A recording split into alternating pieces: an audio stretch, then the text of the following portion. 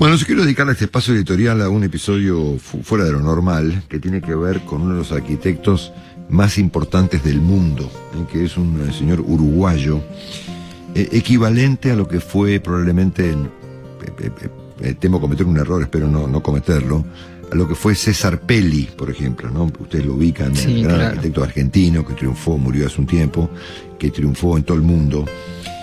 Y se volvió una referencia ineludible para todo el mundo de la arquitectura en el planeta entero, ¿no es cierto? Lo propio ocurre con el arquitecto uruguayo Rafael Viñoly, que, bueno, ha tenido una trascendencia mundial equivalente a la de cualquier arquitecto de estos monumentales que hay hoy, que son Norman Foster o el propio Pelli, incluso obviamente el señor Viñoly, a quien no tengo el gusto de conocer, voy a conocerlo ahora. Entiendo por lo que me enteré que el arquitecto Viñoly ha resuelto construir un sable corvo de San Martín, como el de San Martín, a propósito del Día de San Martín, hoy aquí en Argentina, pero de 260 metros de largo, por arriba del río Uruguay. Es una historia tan interesante que se me ocurrió, bueno, convocar al arquitecto Viñoly, que me imagino estará en los Estados Unidos, si yo no me equivoco, para que nos cuente su proyecto y el porqué de su proyecto. Rafael, es un gusto conocerlo. Marcelo Longobardi por Radio Mitre aquí en Buenos Aires. Buen día, ¿cómo le va? Muchísimo gusto, gracias por llamar y encantado de estar con usted, sí. Gracias, Rafael. ¿Dónde está usted? ¿Dónde está usted ahora? ¿Cómo? ¿Dónde está usted ahora? En Nueva York. Estoy en New York, sí. ¿Cómo no? Bueno, nos cuenta un poquito. Sí. Sí, le cuento generalmente. Esto fue una de esas situaciones que ocurren un poco sin demasiado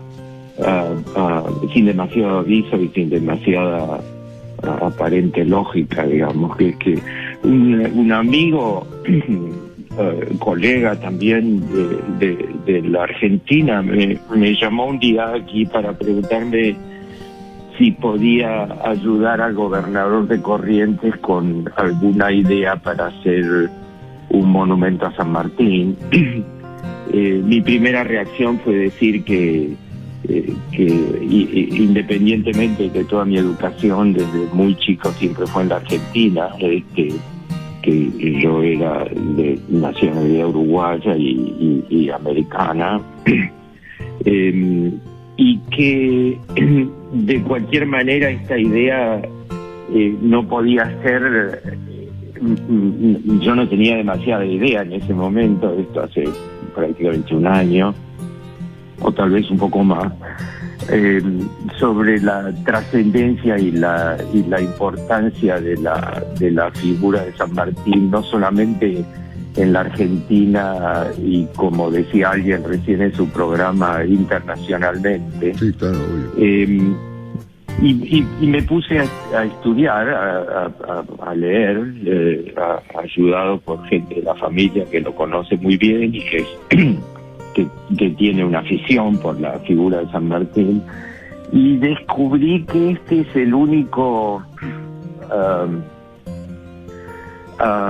personaje entre político, militar y histórico que tiene esta especie de trascendencia realmente universal. Pero además es el único argentino que yo conozco que nunca pidió nada, que además dio todo y que además se fue. Y se fue como Washington aquí, en el momento justo en el que tal vez era su momento álgido como personaje de significación política. Una persona que no solamente desde el punto de vista militar y técnico, como alguien decía recién, también tiene una relevancia estratégica de una importancia capital, es el cruce de los Andes y sobre todo la estrategia general de consolidación de Sudamérica se estudia en todos los colegios militares del mundo, pero sobre todo aquí en Estados Unidos, también en West Point. Y acá es el único militar extranjero al cual las Fuerzas Armadas de Estados Unidos celebran este día, de una forma tal vez un poco desconocida para la población argentina. Todo esto es en el marco. Lo que, como a veces pasa, uno tiene de golpe una especie de, a veces, o no tantas veces, pero algunas veces uno tiene una idea interesante, y en el fondo esta idea lo que el gobernador quería hacer era hacer un monumento en Yapeyú, que no sé si usted conoce, pero he estado, y no hay absolutamente nada, es como este paisaje increíble de la Mesopotamia, de densa vegetación baja y el río. Y ahí es donde está la casa, los restos de la casa donde nació San Martín. Hay con San Martín además una especie de fenómeno que tal vez la gente de Buenos Aires tampoco conozca demasiado, que es que en estos días se organiza siempre una caballada de gente de Corrientes y de las vecinas provincias a homenajear la memoria de San Martín, también con este tipo de característica tan poco marcada, de esta especie de gran reconocimiento popular que no tiene, si se quiere, la importancia que otros actos políticos tienen en la Argentina. El sable es un símbolo importantísimo. No sé cuánto tiempo tiene usted para esto, pero tengo unos minutos. El sable es obviamente la imagen con la que todos conectamos con San Martín, ¿no es cierto? Pero lo que tiene de importante el sable, además de haber sido el símbolo para él y para un montón de cosas de otras personalidades, como por ejemplo Balzac, que era amigo de San Martín, lo único que quería era que San Martín le diera el sable. Lo mismo pasó con Rosa, lo mismo pasó con los políticos argentinos. El sable lo han robado 3 veces, en fin, toda esta especie de historia viene sobre todo sobre un instrumento que ni siquiera fue dado ni por el gobierno imperial de España ni por la Argentina. Se lo compró solo, le costó 8 pounds, lo compró en Londres en una casa de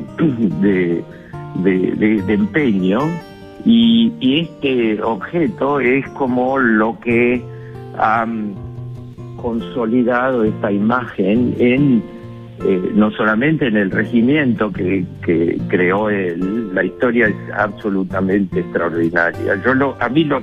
Para hacerlo corto, este es un personaje que los argentinos deberían a los cuales los argentinos deberían referirse, porque tiene todas las cualidades que pareciera como que durante los siguientes 200 años han sido completamente dejadas de lado o desvirtuadas, o que en el fondo yo creo que es más que nada un problema de resonancia política, de redescubrir esta figura.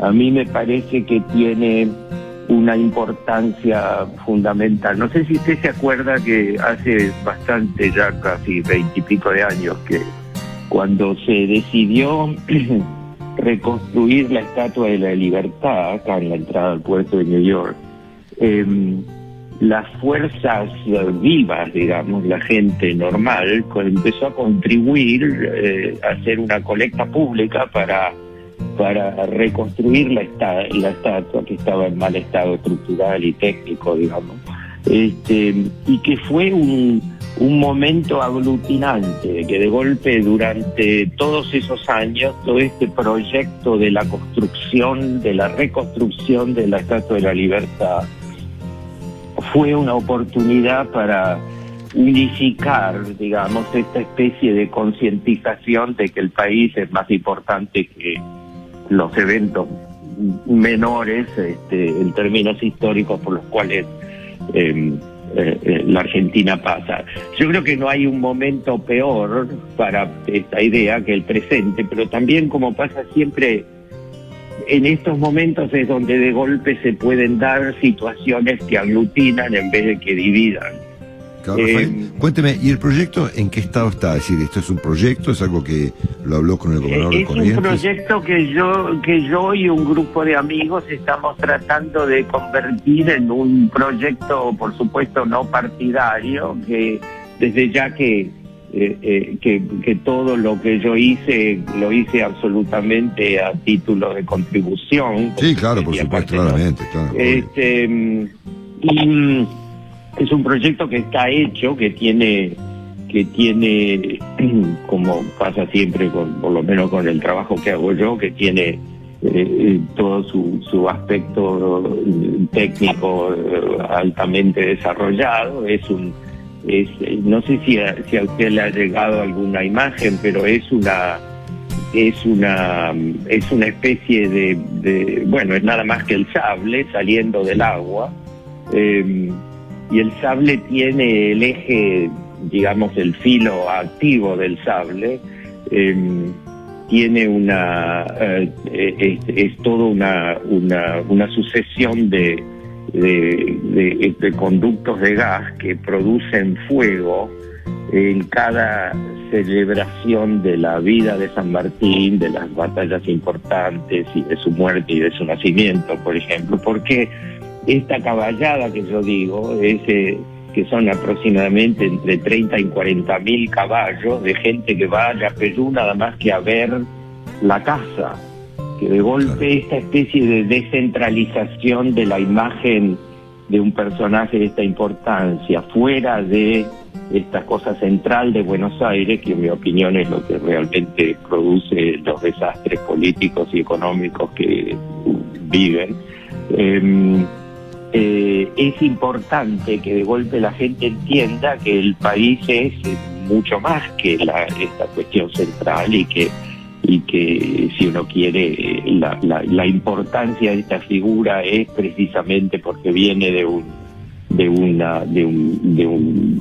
entorno periférico que ha hecho en el fondo que volvía constantemente esta historia de pertenecer a la provincia y de entender el país como un fenómeno realmente federal en vez de unitario, y que creo que ese es todo el mensaje de esto, es que de golpe pues es muy probable que, como no creo que haya ningún otro personaje que tenga oposición cero, digamos, que además es un proyecto que pretende también incorporar la gente de Chile y la gente de Perú también. Interesante.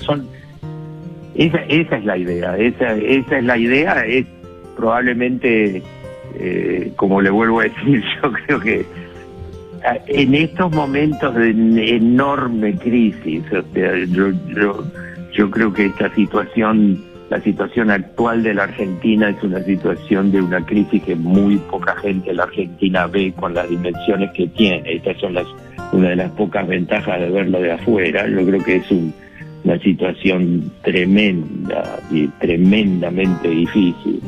Que de golpe recurrir a una cosa tan absurda como rescatar un personaje de la historia que enseñe de alguna manera el camino para adelante puede ser que funcione. Y esta es una de las pocas cosas que uno se puede permitir después de casi 50 años de trabajar en esto, que sí, sin duda. Es interesantísimo, pero le agradezco mucho el interés. Bueno, ha sido un gusto escucharlo, Rafael. Seguiremos el tema de cerca. Le mandamos todos aquí en Buenos Aires, desde Radio Mitre, un gran abrazo allí en Nueva York. Y gracias por la información. Gracias.